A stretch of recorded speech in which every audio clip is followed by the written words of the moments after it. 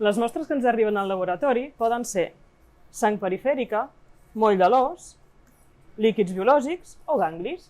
Una vegada ens arriben aquestes mostres, realitzarem unes extensions que posteriorment hauran de passar per una tinció panòptica que es diu May-Grunwald-Himsa. Quedarien així com les veieu aquí. Per altra banda, quan ens arriben aquestes mostres, haurem de fer un recompte cel·lular, es pot fer amb un analitzador automàtic o bé de manera manual amb la càmera de Neubauer. Els hematòlegs valoren aquestes extensions i, segons la patologia i l'orientació diagnòstica de cada pacient, escolliran un panell de citometria amb el que haurem de treballar per ampliar aquest estudi.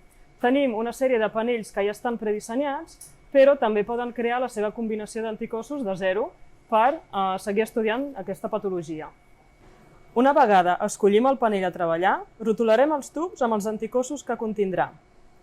Els anticossos es pipetegen d'un en un seguint aquest ordre.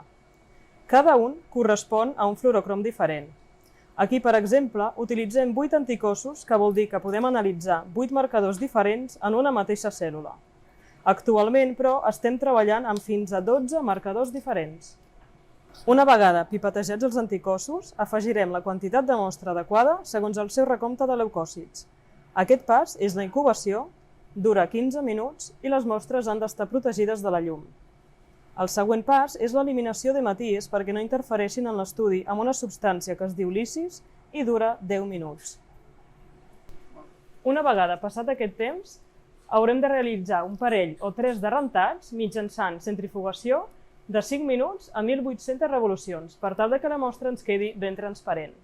Quan tenim la mostra llesta per adquirir a través del citòmetre, ho podem fer bé per la gradeta o bé pel port manual.